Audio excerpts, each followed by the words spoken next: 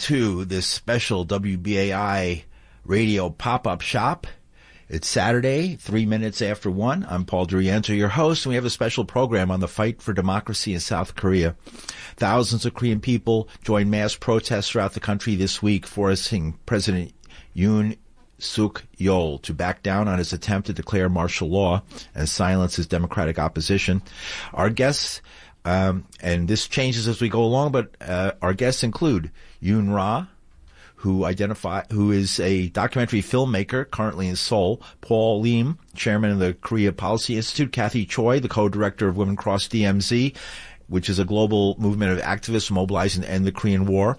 And in a moment, we're going to hear from United States Army Colonel Lawrence Wilkerson, former Chief of Staff to United States Secretary of State Colin Powell, about the fight for a democratic Korea and the 75-year war that refuses to end. We're going to begin with a short news feed I did earlier this week about events in Korea to get us up to speed.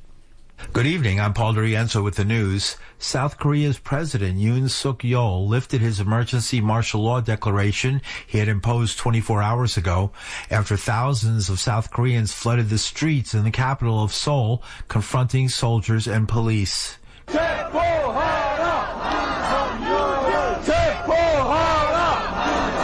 Yoon bowed to pressure from lawmakers who voted down the measure in a late-night session where members dodged police to get into the chambers to cast their votes. In Washington, State Department spokesperson Vedant Patel said the United States is calling for a nonviolent resolution to the crisis. The Secretary has been briefed, keeping him appraised of the developments as well as monitoring closely what's happening on the ground. Our alliance with the Republic of Korea is ironclad, and we're fully committed to that. And ultimately here, our hope is, and every hope and expectation is, that any political disputes will be resolved peacefully and in accordance with rule of law. The co-director of the peace organization Women Cross DMZ is Christine An. She was banned last month from entering South Korea to speak at a peace conference near the demilitarized zone, separating the Republic of Korea in the south from the Democratic People's Republic, better known as North Korea. An says it was a harbinger of a broader crackdown on human rights. I was merely going to speak at a youth international peace symposium in South Korea to just call for peace, to call for women's inclusion, call for greater democracy. And the Yoon administration banned me from actually going to deliver that speech. An adds President Yoon is under several corruption investigations and has record low approval ratings.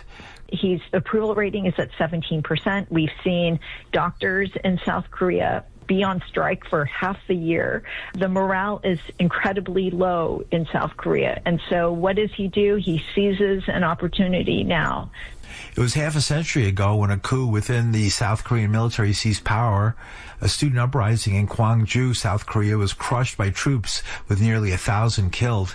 In 1988, a citizens' rebellion restored democracy. That is, until Tuesday night. South Korea is one of the shining lights of democracy around the world. The last time martial law was imposed in South Korea was 44 years ago, when actually Chun Doo-hwan, the dictator, imposed it. The people rose up, and so my hope is that we will see South Koreans fight for their democracy.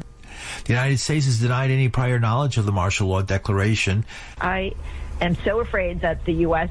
somehow knew, and so we really must urge our officials and our lawmakers to probe into whether we knew this, and that we must condemn this action by President Yoon and urge actually for his resignation.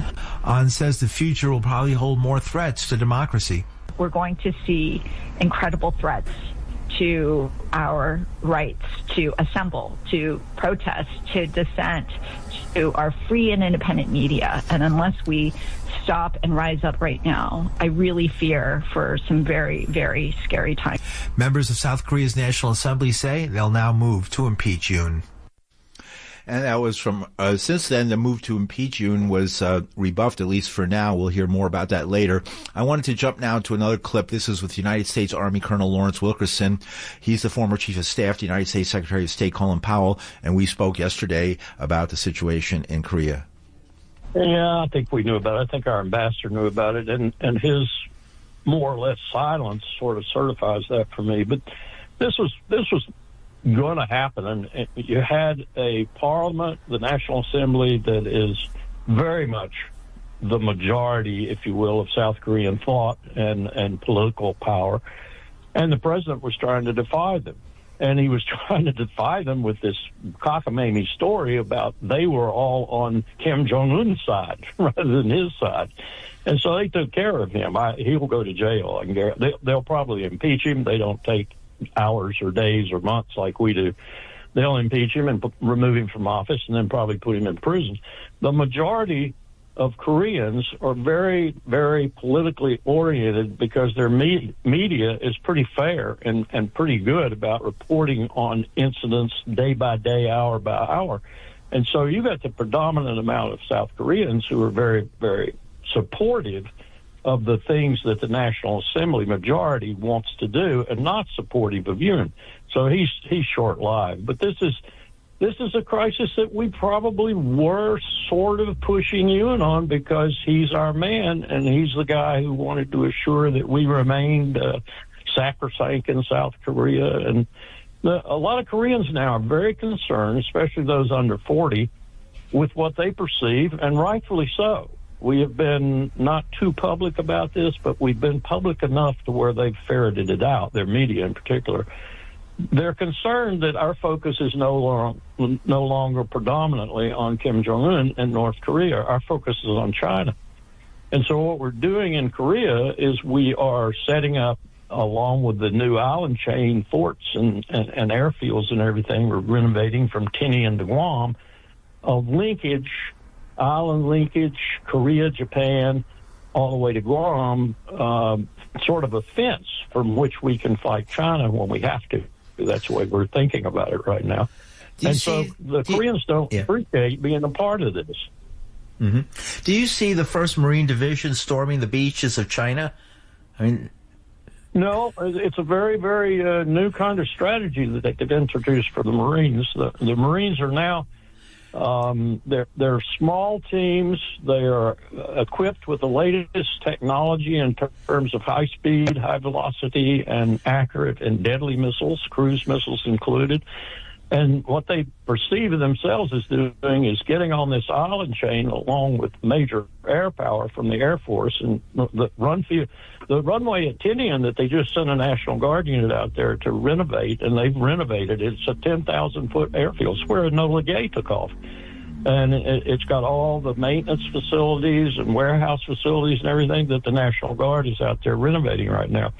And in a sense, Korea is a part of this. It's a part of the fight against China when it comes. And, we are absolutely convinced it's coming.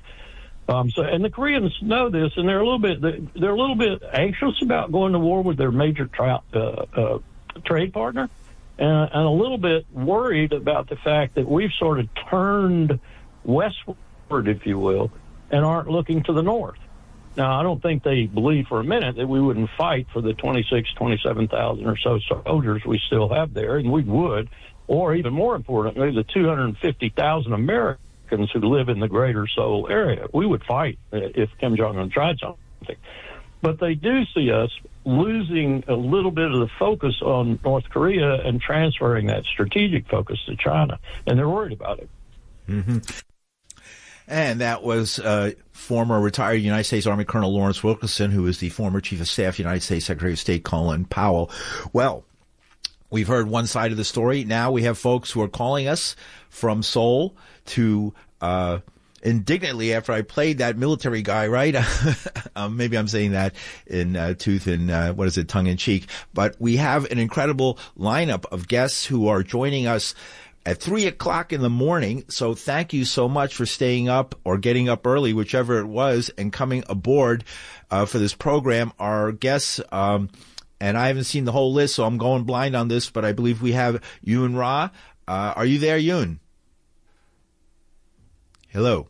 Yes, I'm here. Thank you. Welcome. And Paul Liem? I'm here. Welcome. Thank you. Cathi, you there? Cathi Choi?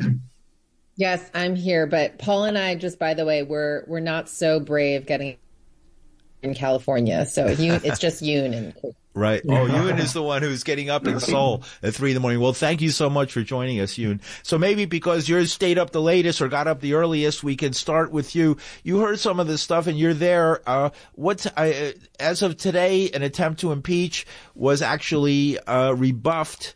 What is the feeling on the streets of Seoul, South Korea? And again, welcome to our air here at WBAI New York. Thank you. I miss the New York air. I grew up in New York and New Jersey. I've been living in Seoul for a year now. And yeah, today I actually came from the protest, so I didn't go to sleep tonight. It's hard to sleep, actually. It's almost been a week since martial law was declared last week and then taken back. And we as in, the organizers that I'm in community with, it's like we stay up real late out. Cold. It is cold. People are not really mentioning that in the articles, written. It is so cold. It's hard to remember to feed yourself well. People are just we're tired. And I think, but the vibe when we were there today, having grown up in American protests, and then being here with just the music. There was techno, there was pop, there was anthems from Gwangju. It was I was just really listening in so many ways today, and I hope to share some of that with y'all. Well, I hope so. And so, Paul Liem, you're the chairman of the Korea Policy Institute. Welcome to WBAI in New York. Thank you. So, what do you is this a proxy war for America's growing battle with China, or does it have its own history, its own roots? I think that it's both. I just want to interject in terms of this concept of fighting a war, between the United States and China. That I think what we've learned, as a result of how this war is being fought in Ukraine, how the genocide is unfolding in Gaza and in countries around the Middle East, that wars these days, they're really fought by missiles. So the concept of, storming the beach or such is, I think that's sort of harks back to the days of, the earlier, U.S. wars in Southeast Asia and even in Korea. That kind of war is really not going to unfold. It's going to really be, a struggle to maintain bases from which to launch missiles at each other. And I think the one thing is when the United States, they come out and they announce the results of these war games, they take with China to see who would win, a struggle over Taiwan. They never really talk about the nuclear weapons variable.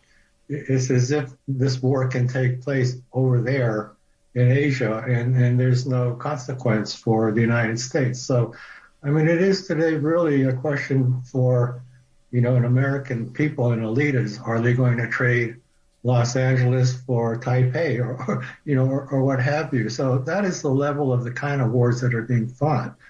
And China knows this. They're preparing for it. Russia knows this. They have prepared for it. And so has North Korea. And now Iran also is very close to acquiring nuclear weapons. So the nuclear option has moved front and center to geopolitical conflict. In the United States, to the extent that it is provoking, these or trying to hang on to what's left of its hegemony in these different parts of the world, really needs to step back from this. That's from the brink, as they say, colloquially, step back from the brink. So these weapons that North Korea is developing, they're not really being developed to be used in South Korea. Kim Jong-un, has directly threatened the use of these weapons, on the United States, and they're trying to achieve a delivery system that will reach everywhere in the United States. And they have a missile, they have nuclear warheads, and they just need to put them together. And this is really why Trump stepped back from his fire and fury, rhetoric in his last term, because he realized that North Korea had reached the point where it could directly threaten the security of the United States. So we in the United States, we're not used to the idea of our country being devastated by war. We look at what's going on in Gaza, and and it's part of conversation at the Thanksgiving table, but that really is not the case anymore, and we need to start waking up to that. Right. Now, as far as the political situation in South Korea, I mean, it looks like the People Power Party, Yoon's party, has done an end run around the constitutional process of impeachment, and they did this simply by boycotting a vote, taking control of the situation as a party, and now they're saying they will manage the stepping down of President Yoon. And I read in the paper this morning, somebody asked the party head, Han Dong-hoon, how long this will take, and his answer was, that's like a baby asking to eat meat before he can eat baby food. So that's a very kind of ambiguous answer, and they also say that at this point they will enter negotiations with the opposition party to manage a step down. And I can actually kind of see the United States in the background saying, you better take control of this situation, because we don't want to see massive demonstrations out in the streets every day calling for impeachment. So to the extent that the People Power Party can kind of diffuse the situation and move towards resignation, it can achieve that goal. But we have to be mindful that it has also been a demand of the people of civil society that he resign, that he actually resign. And so if there is any delay or, dilly-dallying about this process, then this will head to a big crisis, political crisis. Let me jump to Cathi Choi, co-director of Women Cross DMZ, one of my favorite peace organizations in the world. The courage of going to a war zone, and it's still very much a war zone. Cathi, tell us about what it's like to come to the demilitarized zone, to stand there and to call for peace when you have what we've just been discussing, two vast armies facing each other at that point in the world, still at war, technically. Yes. Well, thank you so much for having us on, and your kind words about our small but mighty organization, Women Cross DMZ. I just want to share a few facts that really underline what it means. When we say the Korean War is not over, the Korean War is ongoing, it was signed by ceasefire. It's kind of hard for folks in the West, the U.S., as Paul mentioned, to understand what it means to live in what folks have called a permanent state of emergency. This martial law declaration, this is the 17th that has been issued 16 different times in South Korea. The civilians there have been under a declaration of martial law. And then just a few hours ago, we learned that the defense minister, the MBC, so Korean media is reporting the South Korean defense minister had ordered, in advance of the martial law declaration, had ordered Korean army, South Korean military, to strike North Korea for sending, I'm sure folks have seen the trash balloons or, the different things that are being sent over the DMZ, and, the CNN and different media outlets will report of North Korea sent this today and South Korea sent this back. But this is what the stakes are, that it's not just, this little package is being sent over the DMZ. This is what happens when you're in a permanent state of war. The defense minister ordered a strike on North Korea. This is what NBC is reporting about 1 week before Yoon's unsuccessful coup attempt, and it was only stopped because the chairman of the Joint Chiefs of Staff have refused it. And different South Korean authorities are denying this now. But regardless that is true, what we know is that South Koreans, North Koreans, and also the U.S. folks, if they're awake, we are living in a state of war. We're living in a constant state of threat of strikes being threatened, fire and fury, of Kim Jong-un issuing different statements, and Another thing we've learned throughout this very chaotic week is that one of the units that was sent to the National Assembly was what's called an elite, quote, decapitation unit that specializes in actually assassinating, or supposed to specialize in assassinating different enemy leaders. And Korean media is also reporting interviews with some of the military commanders that were there saying, we don't know the National Assembly. Why were we sent here? So it's just this chaos that is only enabled by being in a permanent state of war. The U.S. has refused to get to the table to sign a peace agreement. Trump walked away from Hanoi, an absolute disaster for U.S.-North Korean relations. And here's what we reap. We're reaping what we sow, 70 plus years of just rampant militarism, myopia. DC think tanks are just absolutely not pushing the analysis. And our electeds are also following suit. We've seen few representatives, Ilhan Omar, Barbara Lee among them, issue statements condemning Yoon. We've seen as the White House clip, I believe it was the White House clip, but the Jake Sullivan and others from Biden's administration have shared, grave concerns. We've heard that from Kurt Campbell, but that's not enough. We need to hear from Biden. We need to hear from all U.S. electeds, U.S. officials. We are not in an ironclad alliance with the ROK anymore. Secretary Lloyd Austin, just canceled his meeting. We've also seen that nuclear consultative group where they discussed tabletop exercises was postponed. Sorry, I'll just finish. Just saying that we are starting to see a walk back of the ironclad alliance, but we in civil society need to keep pushing. Right. Wow. Well, let me just reintroduce. It's about 24 minutes after 1 here in New York City, and this is WBAI Radio's Pop-Up Shop. I'm your host, Paul DeRienzo, and we've been listening to Yoon Ra, who is a documentary filmmaker currently in Seoul, South Korea, Paul Liem, chairman of the Korea Policy Institute, and we were just listening to Cathi, Choi, the co-director of Women Cross DMZ. Have you been to, Cathi, have you attended some of these protests where folks have gone to the DMZ? And were you involved when the delegation that included Christine was prevented, when Christine was prevented from coming to North Korea just a few weeks ago, to South Korea? I was in South Korea a few weeks ago. I was actually with Yoon while there. We attended actually the summit that Christine was meant to speak at, that she described in the earlier part of the program, a international youth peace summit.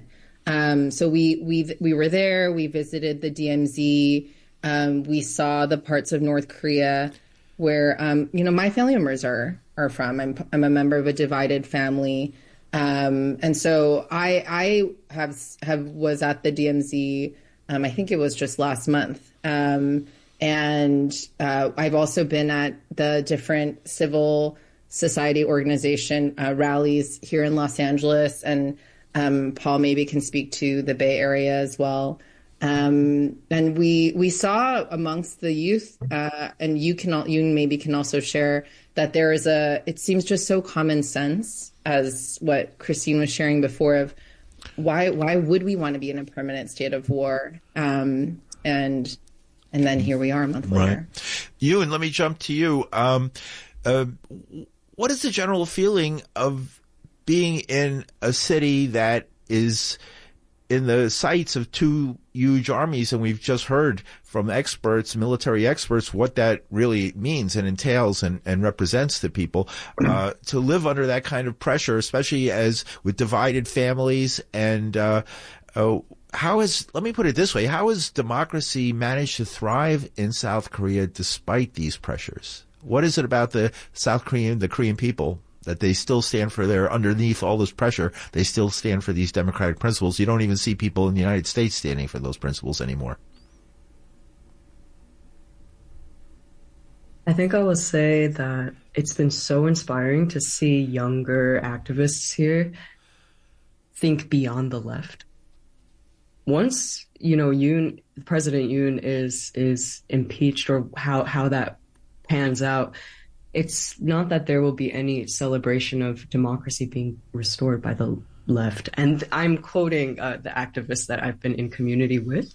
And that to me was kind of one of the most affirming and radical things that I've heard here, where it's like, okay, let's get together and collectivize again and like vision for what is beyond impeachment and what is beyond the Democratic Party in Korea, what is beyond neoliberalism. And I feel like at the summit that Cathi and I were at last month, we met an Okinawan activist named Risa, and the three of us, along with two other elders, I believe it was two, Cathi, right? And we were all kind of strategizing, like, what are the new relationships that we have to make on an international level to keep pushing within these military occupied places in Asia, U.S. occupied places in Asia. How do we get to know each other, and what is beyond neoliberalism that is spreading and kind of like taking over what we think democracy is? And how do we really center decolonization rather than just democracy? And that, to me, is the most exciting news from the ground. You're also involved in supporting the Palestinian people in Gaza and different places in the current assault that's going on as well, right? Yes, that was actually a big reason of why I moved here to South Korea, because BDS Korea, who's been organizing for 20 years within the West Bank and also other parts of Palestine for 20 years, they have, for the past 14 years, been working on a campaign to get HD Hyundai bulldozers and excavators out of destroying homes and waterways and land, schools in the West Bank. And now we just heard word this week that their bulldozers are also being used in Gaza.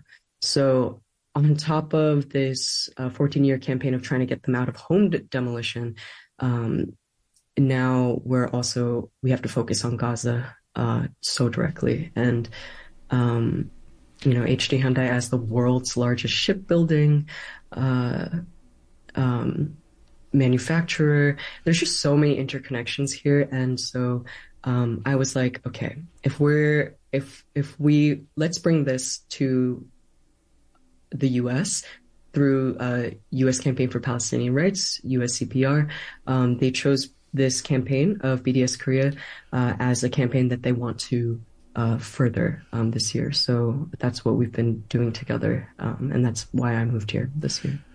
What is a protest? What is it like to be, we've seen clips on YouTube and X and all these places, but from someone who's participated, what's it like? How do these protests begin? How does the word get out? Do people know where to go? And what happens at these protests?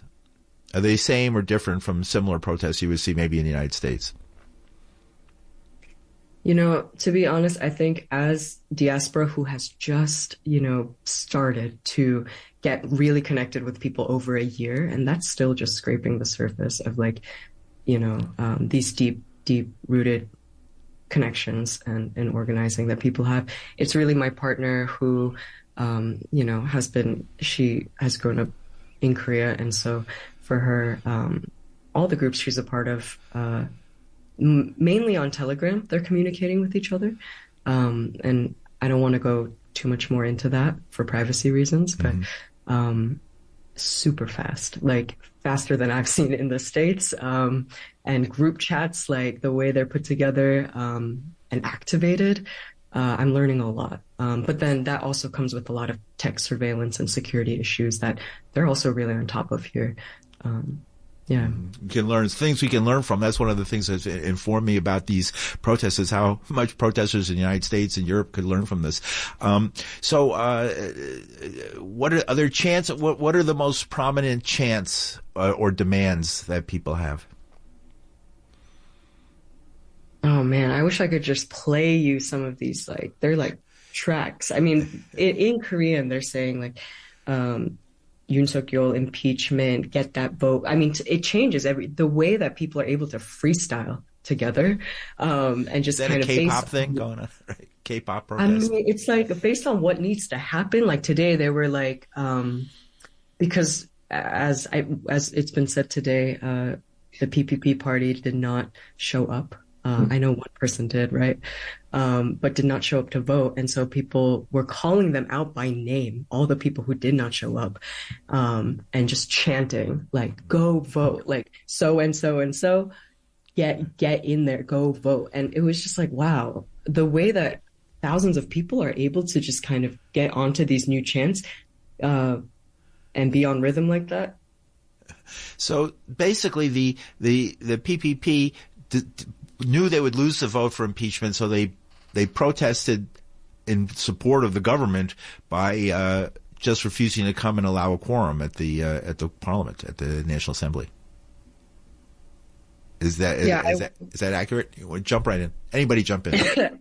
I wonder if Paul wants to speak to this a bit too, but I think they walked out, is my understanding. There was a vote about Yoon's wife, who's embroiled in a lot of scandal, and they walked out all except for one who was previously a competitive candidate against Yoon Suk Yeol. Uh-huh. So there's a corruption scandal going on here. This isn't just a political thing. That's part of it. There's almost which sounds familiar in the U.S. context of politicians trying to get out of corruption investigations. New York sounds familiar. New York by subverting the democratic process, basically. Right. I feel like, and sorry, I just jumped. But I just thinking else, we know this textbook well, as you reference, we are the country of McCarthy. We're the country of those House Un-American Affairs Committee witch hunts. We know the playbook of an authoritarian leader who is losing power, makes his last grasps to maintain it by manufacturing crisis, having a national security threat, and then shoring up authoritarian power. And, we saw it under war in the war on, quote unquote, war on terror. So it's singular, and it's also something it's universal. And so institutions, civic society, grassroots power, that's why those things are so important in moments of crisis like this. Right. And okay, so I want to give callers a chance. If there's anybody out there who'd like to call in, our call-in number is 212-209-2877, 212-209-2877. We're just going to take maybe a 30-second to 1 minute musical break, give people a chance to change around in their seats and to call the number if they want to ask us questions about what's been happening in Korea. We don't have a lot of time, so callers, I'm asking you to focus your questions or your comments, make them brief so we can get people on and give people a chance to respond. Again, our number 212-209-2877, WBAI New York. I'm your host, Paul DeRienzo, on the radio pop-up shop, and we'll be back in half a minute.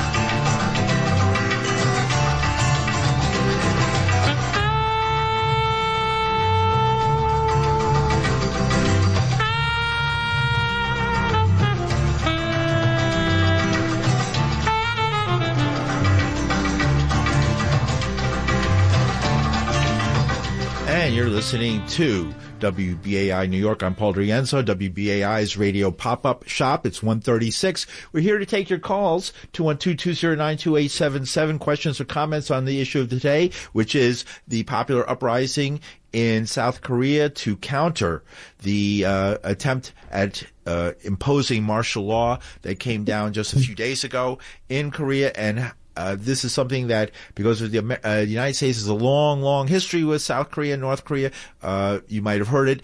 You might not know that we are technically, the United States, that is, technically still at war with North Korea, as is South Korea. It was an armistice in 1953, I think it was, and the war has never been over, and huge armies standing at both sides facing each other over this DMZ, the demilitarized zone. We have joining us Yoon Ra, who is a documentary filmmaker currently in Seoul, who's been attending protests. It's past 3 a.m. there, and she was just coming back from one of those protests and telling us about it just a moment ago. Paul Liem, chairman of the Korea Policy Institute, and Cathi Choi, the co-director of Women Cross DMZ, a peace group, a global movement of activists mobilizing to end the Korean War. Again, I'm Paul DeRienzo. Sean Rhodes is at the controls. He's our engineer. And we have one call. Let's go to the call and take your question or comment. Hi, what's your first name? Where are you calling from? Daryl McPherson, Bronx, New York. Hello, Paul. Hi, how you doing, Daryl? Question or comment for our guests? The question is, will South Korea be able to maintain its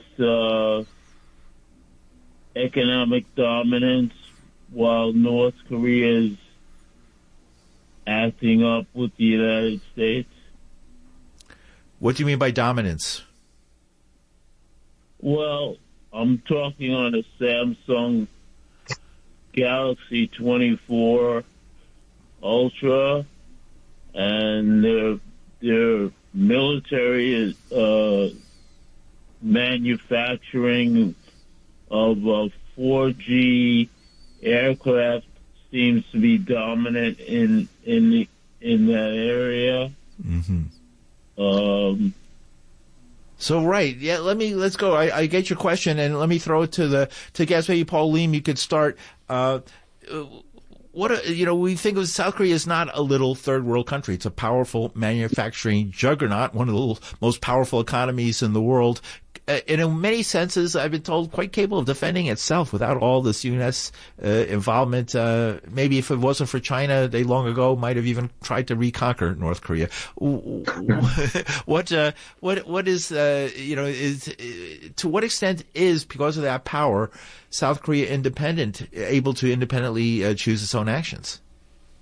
And what effect might this have on that? Well, in answer to the caller's question is, South Korea's economic status or strength really is not a function of its relationship with North Korea. What is the biggest threat to South Korea's economic development is whether or not, given the U.S. pushback on China, if South Korea will be able to continue its economic relations with China, which is a huge market for South Korea, in particular for its chips, which the United States does not want to see sold to China. So the paradox is that the United States is there, calling upon South Korea and Japan to align itself politically and militarily against China, but at the same time, these two countries are very much relying upon having good economic ties with China for the health of their economies. So this is an underlying problem with the so-called mini-lateral strategy of the U.S. in shoring up its containment of China. In terms of whether or not South Korea can defend itself and why doesn't it make its decisions on its own?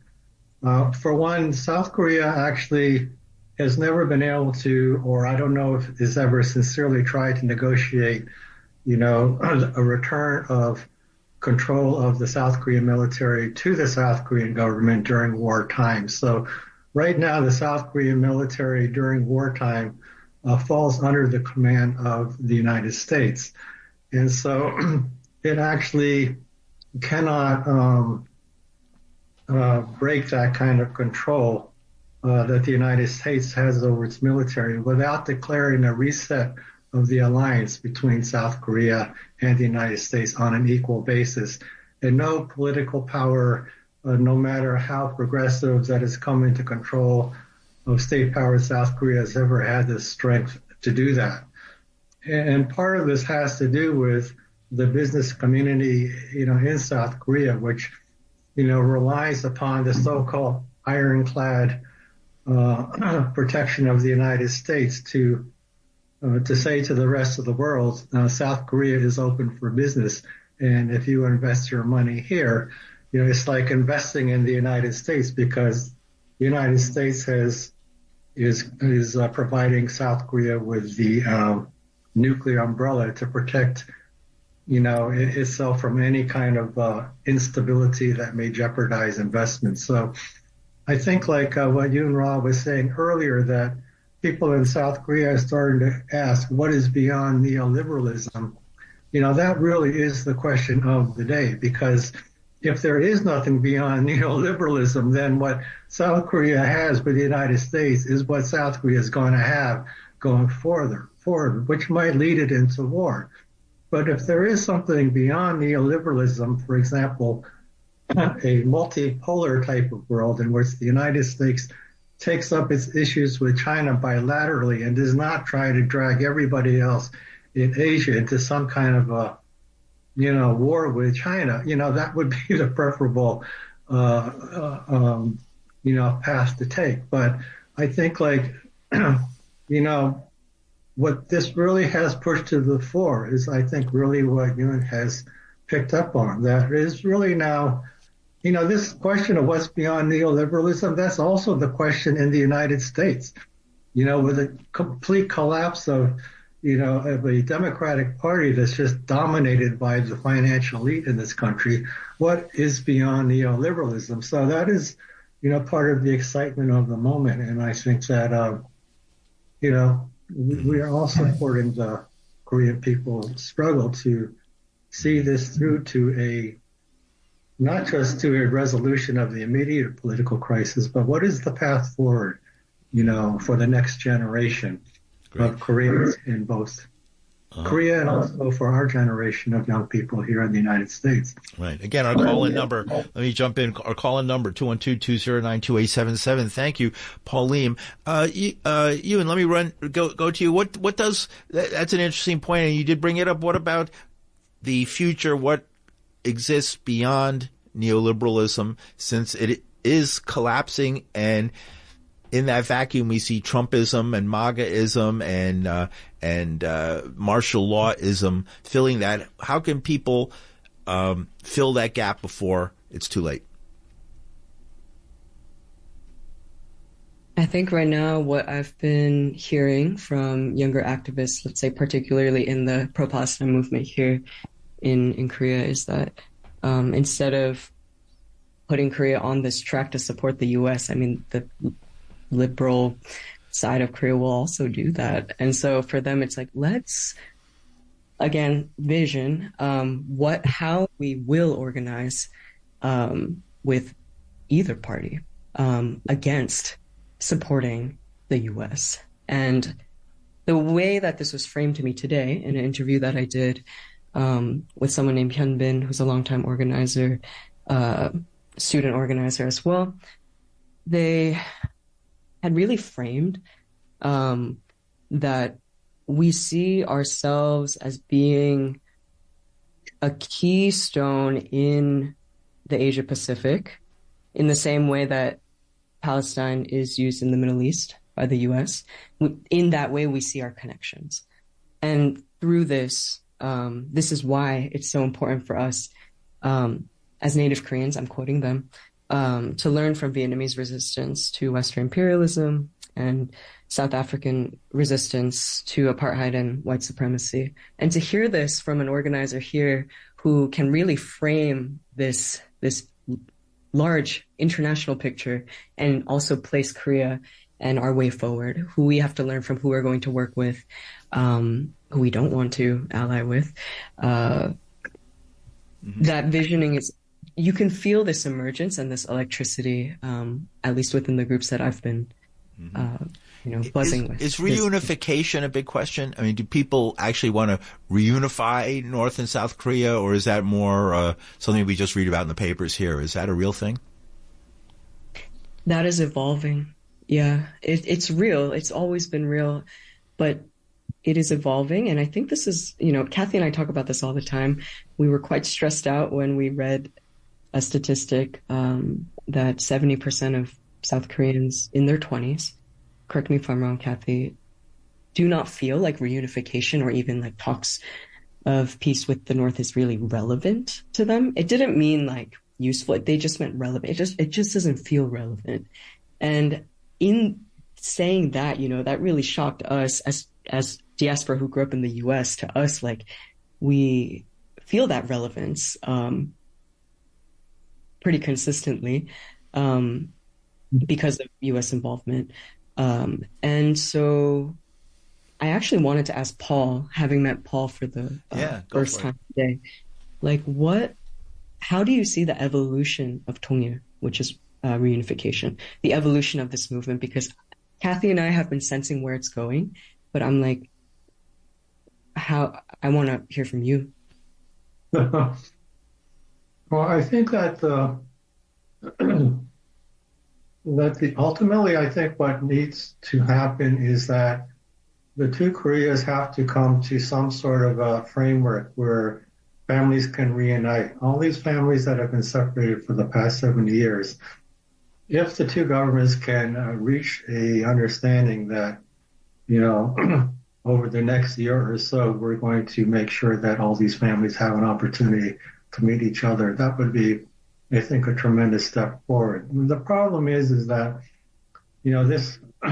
these kinds of things, decisions cannot be made by the South Korean government without consultation by the United Nations Command, which is actually a U.S. UN command, because it is the U.S. that controls the UN command.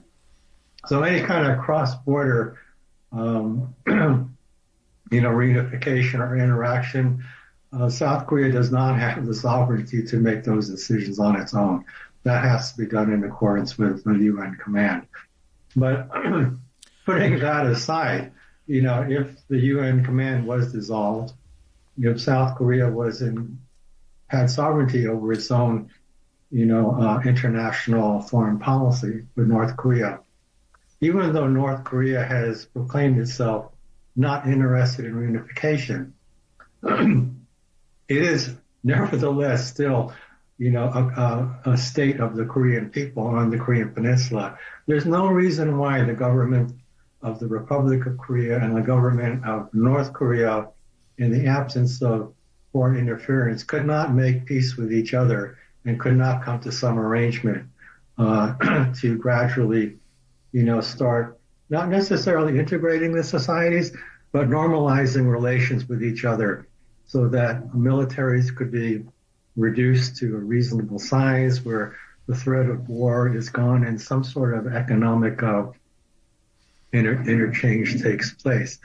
But really the struggle here, the question for, I think, Koreans is not whether they want reunification or not, but do they want to have the right to choose that path, even if they wanted it? Because right now it's kind of a non-issue because they don't have the ability, the agency to actually move forward to that, short of going all out against the alliance, at which point, the U.S. might not stay in the barracks. You don't know. So the question of, what young people want, I don't think young people get up in the morning and say, yeah, we're going to take on the alliance. They want to have a... might. Cathi, Choi, let me jump in and give you, we have just a few more minutes. As someone involved in peace activism in the United States, how do we, in the United States, as activists, WBAI is a radio station that serves thousands of activists, activist-minded people in the New York metropolitan area. How is it because obviously the biggest impediment to peace that I'm hearing from Paul Liem and from Yoon Ra is the United States, a country that's, 5,000 miles away. What can we do to remove this impediment to peace? Yep. Thank you so much for that question. It's the motivating question of Women Across DMZ and so many activists in the U.S. and also Korea. And one thing I'll say, and also want to loop back to this question of family reunions, is I think what we in the U.S. must do, and we're uniquely positioned to do, is to give more space to South Koreans and North Koreans, Koreans in the peninsula, to make decisions according to their own self-determination. So what does that mean? It's And I think then we in the U.S., as we organize communities, Yoon and I talk about this, you have to play the role that is best fit for you. Some people want to do legislative advocacy. We have HR 1369. It's called the Peace on the Korean Peninsula Act. Currently has over 50 co-sponsors. It's been introduced 3 different times. You should look up, is your representative a co-sponsor of this bill? This bill pushes the U.S. to sign a peace agreement to end the state of war, to reunite families. And the one point I want to make about reuniting families as well is this idea that we need to allow reunions, but we have to be really careful when we think about how these reunions happen, because for so long, these reunions were facilitated by non-government organizations, not by nation states. And also just, what is the natural way for families to reunite? Not necessarily having to always go through a third party, an organization, a government. So that's what we want to get to. And Trump, by instituting the travel ban in 2017, banning all U.S. passport holders, it's the only country right now, North Korea is the only country for which this applies, has totally set us back, and Biden renewed it every year. And so we need to get to the point where families can just reunite without having to go through third parties, where the state is not as involved in things that are just as natural as migration and visiting your cousins, visiting your aunts. So just returning back to what people can do. So there's that bill, HR 1369. You can go to Korea Peace Now site. You can look up if your representative is on that bill. There are also so many rallies happening across the United States. You can plan one, you can join one. There are a lot of organizations doing that work, including ours. We also need narrative change. The Korean War is called the Forgotten War. It is not discussed in the media. We have a hyper visibility of K-pop and K-culture, but we don't know. U.S. people do not know first facts about the Korean War, that it inaugurated our military-industrial complex and quadrupled defense spending in 3 years. So I'm so grateful for folks like Yoon who do the cultural work. And we're running out of time, so I want to give Yoon a last word, if that's all right. Thank you very much. Yes, half a minute. Yoon, you're a documentary filmmaker. Where can people learn more about your documentary films? Well, can I share where I think the documentary film I'm working on is going? Sure. We only have a minute. This is influence. Yes, I feel like instead of what we think of reunification as we've known it, I've said this before today on the show, but it's going towards decolonization. And I think Paul bringing up and Cathi talking about putting families back together, talking about our bodies, our families, and the land back together. There is a difference from what we used to know of reunification and where it's going today. And I hope that folks who are listening can kind of join our community in that movement. What's your website? I don't have a website. All right.